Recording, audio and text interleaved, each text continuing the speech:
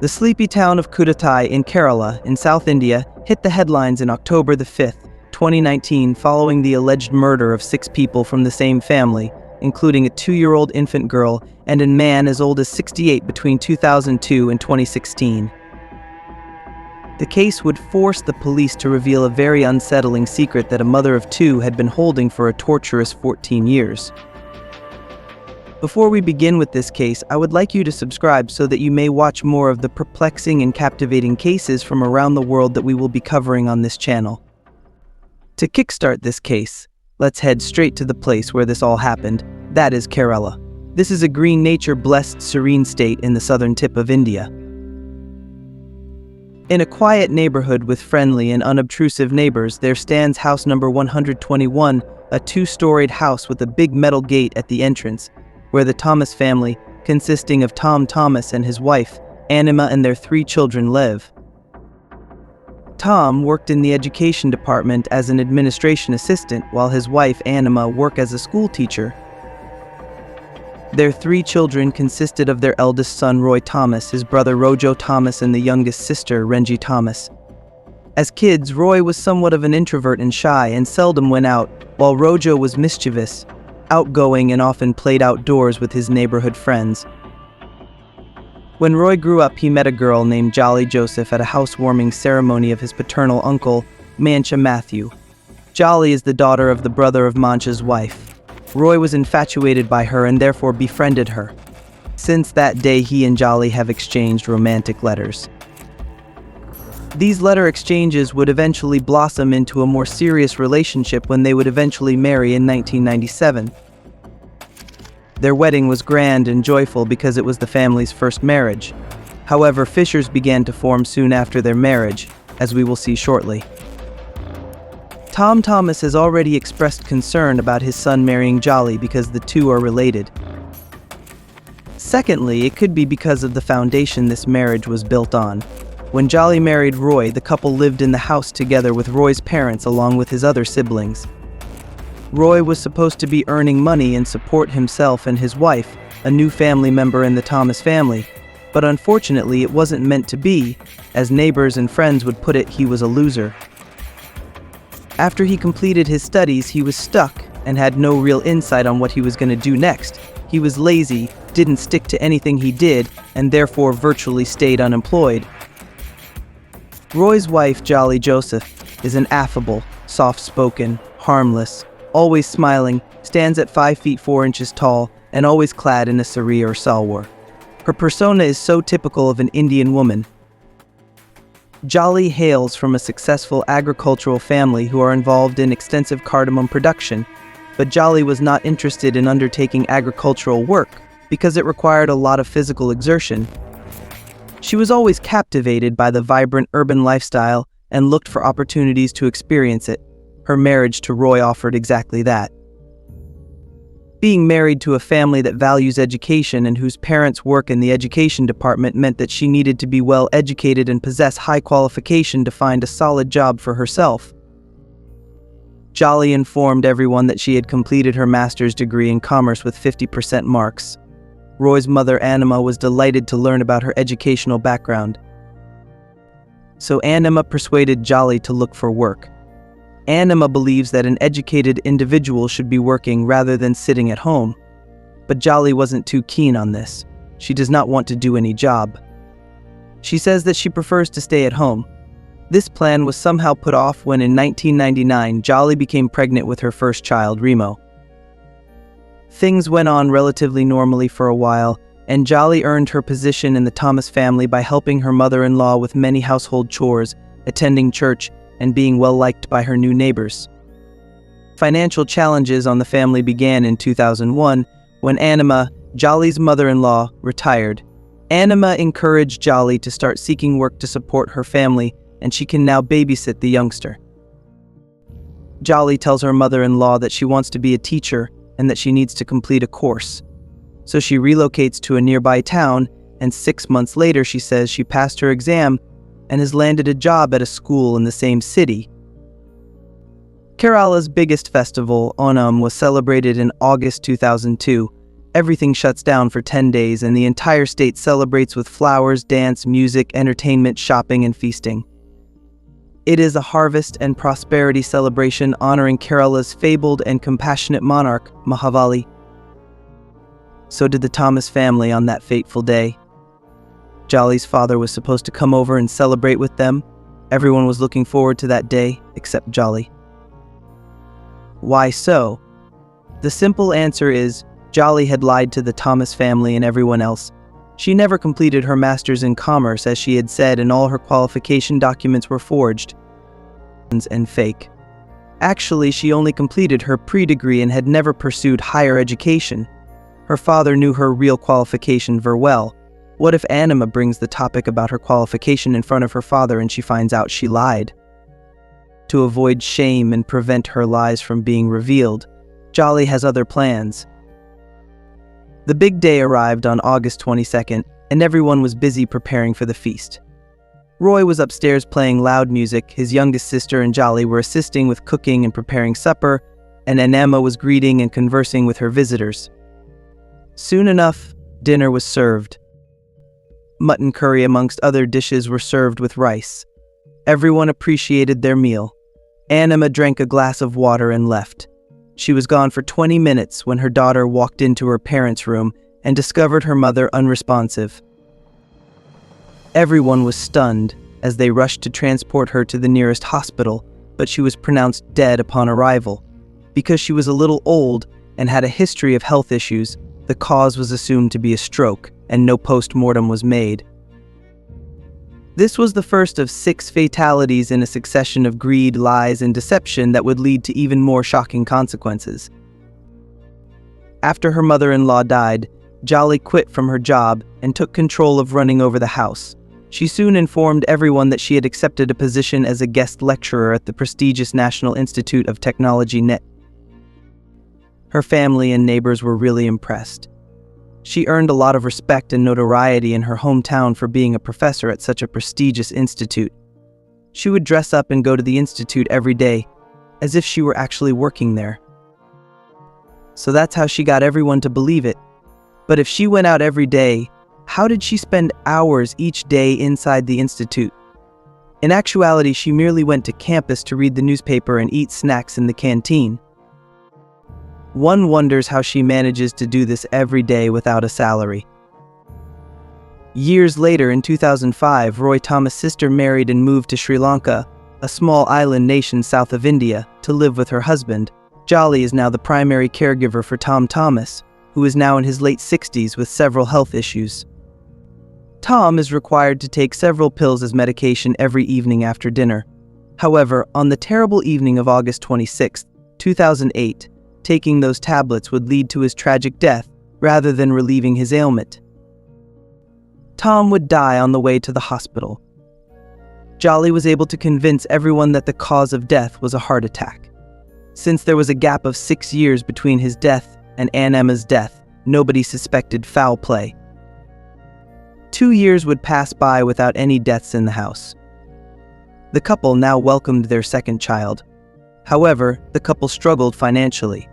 Roy's business would not flourish like he anticipated, and there arose a disconnection between Roy and Jolly.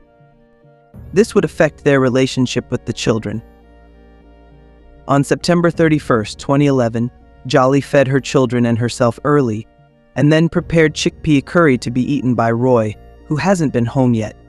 When Roy came back in the evening, he was surprised everyone had their dinner early that night. So he ate his dinner alone. Just after eating, he became restless with a seizure and dashed to the restroom, where he died. Jolly informed the neighbors that there had been a cardiac arrest. But this time, everyone got suspicious, particularly Roy's maternal uncle Matthew. On Matthew's request, a post-mortem was performed, and cyanide was discovered in his body. Jolly has suddenly changed her narrative, claiming Roy committed suicide owing to severe financial problems. People were doubtful, but they believed this story because Roy appeared miserable and depressed in his final days, as debts and financial difficulties got the best of him. Cyanide is a compound that is extremely difficult to obtain in Kerala. It is extremely dangerous when ingested, and even a pinch can kill a person in hours. That is why only those with the right permissions and reasons can obtain it. For example, goldsmiths use cyanide to make gold surfaces shine. Those who need it must apply for a license. As a result, people who desire to kill would not want to apply for it as they may be easily tracked. To the dismay of Rojo and Renji Thomas, Jolly produced a will following Roy's funeral, naming Roy as the sole beneficiary of the house and surrounding land. This would automatically make Jolly the beneficiary after his death. The key question is why Tom left everything to Roy and nothing to his other children. The other siblings did not believe it. Did Tom rise again from his demise and changed his decision? The will Jolly produced hasn't been signed by Tom. This is in contrast to the original will Rojo Thomas has, which has Tom's signature on it. Jolly's role in the house grew stronger, and her lifestyle shifted considerably. After inheriting a portion of the property, savings, and jewelry, she was able to acquire additional expensive items to support her lavish way of life. Life would have been going on smoothly for her, and would remain so, if 3 more deaths hadn't taken place. Roy's uncle Matthew had become a frequent visitor to the residence following Tom Thomas' death, so he was very familiar with Jolly and Roy. He was aware that the will was being handed only to Jolly, so after Roy Thomas died, he grew even more skeptical of Jolly. Matthew also knew of another frequent visitor to the house, M.S. Matthews. He works as a salesman in a jewelry store. Perhaps he is the only one who has access to the cyanide, a secret recipe that renders the meal dangerous to those who consume it. It turns out that Jolly has been having a secret affair with M.S. Matthews behind her husband's back. Matthew confronted her, stating that what she did was wrong. Jolly thought that he was the main obstacle and should be the next to go. Matthew died in strange circumstances in 2014 while visiting the Jolly's home. That same year, Jolly shifted her interest to Roy's cousin Shaju Zakaria. Shaju was a well-to-do husband working as a school teacher and has a good and supportive wife, Silly, and they have 2 small children, the elder son, Abel, and younger daughter, Alphine. On May 1st, 2014, during a grand celebration following the Abel's first Holy Communication, many relatives gathered to celebrate with them. 2-year-old Alphine was held by her aunt, when suddenly she jumped in her arms and fell backwards. It doesn't take long for the poison to take a toll on her little body. She was taken in an ambulance, but she was dead before reaching the nearest hospital. How could Jolly kill an innocent 2-year-old child? What benefits would she get by killing an innocent child? Silly, the child's mother, was very sad and despondent during the baby's funeral, and Jolly consoled her. Soon their friendship developed. From that day on, Silly would share everything about her family plans with Jolly. She told Jolly she was not content with only 1 child, and that she needed 1 more child. Jolly persuaded Silly to buy the mushroom capsule which her father-in-law used to take. In 2016, Silly was waiting in line at a dental clinic when she suddenly collapsed in front of her husband. Jolly was also there with the couple at the time. Jolly had allegedly filled the mushroom tablets with cyanide. But at the time, nobody suspected it. After Silly passed away, doctors insisted on a post-mortem be performed, but her husband, Shaju, dropped the idea, saying it was not traditional in his family line to have a body being examined. One wonders if Silly's death was planned by both Shaju and Jolly in order to be with each other. At this point, it is baffling that no one bats an eye, even though these mysterious deaths have occurred wherever Jolly becomes involved. To add to these woes, in 2017, just a year after Silly's death, Jolly and Shaju tied the knot, and Jolly's wealth increased 2-fold. She believed she had created a better world for herself without anyone's suspicions. Roy's body was the only one of the 6 that underwent a post-mortem examination. However, following Roy's unexpected demise, Roy's siblings, Rojo and Renji Thomas, have become increasingly distrustful of her. Although they had their reservations at first, there was insufficient evidence to charge her with any misdeeds.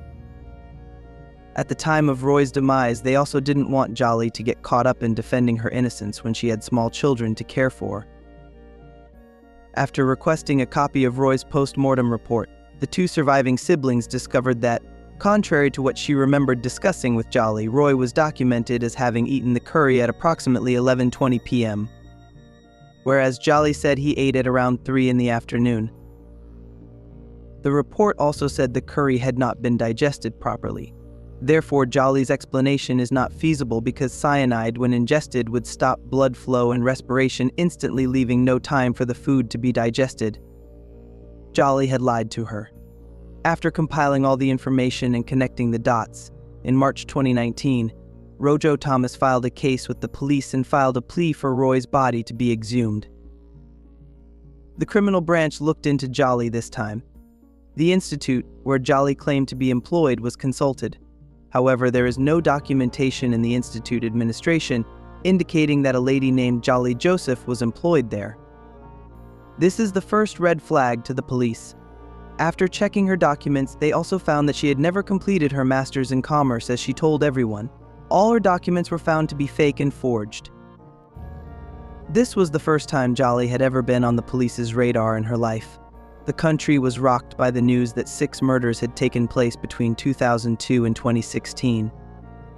The Thomas family home, her new home where she lived with her husband Shaju, and the cemetery where the exhumation was taking place were all covered. Every national media outlet in the nation has taken notice of it. The news shook her son Remo, who was studying hundreds of miles away from home in North India. He ran back home to give his mother his whole support. When he arrived, he asked his mother and she denied at first. He asked again, Jolly cried and nodded. Soon all the 6 bodies would later be exhumed. It would be challenging to perform a chemical analysis on the excavated bodies after all these years, particularly on Anima's body, who passed away in 2002. Later, inside the Thomas family home, police would gather potassium cyanide. It was discovered tucked away in the home's attic, out of sight from everyone. Jolly was charged with the murder of her former husband, Roy Thomas, and named a suspect for the 5 other fatalities. 2 more people were detained as well on the grounds that they may have helped the woman commit her crimes. Among those who assist her in obtaining potassium cyanide is M.S. Matthews, who works at a jewelry store. As this case is currently pending trial, we are unable to establish if she was also accountable for the other deaths. However, the evidence and motivation against her appear to be very solid thus far, particularly given how much she has lied about in her life.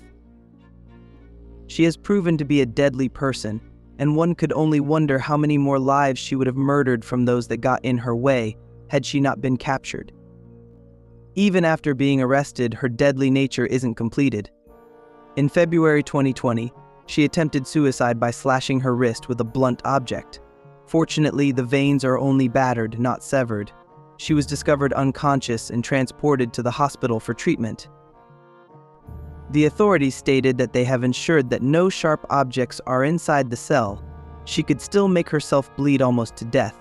How can that be possible? Could she have done it by biting her own wrist? We'd never know. It makes us question how far she would push the boundaries to get what she wanted. That's it, folks. Thanks for watching till the end of this case. Hope you enjoyed the video. Subscribe if you want more of captivating cases like this.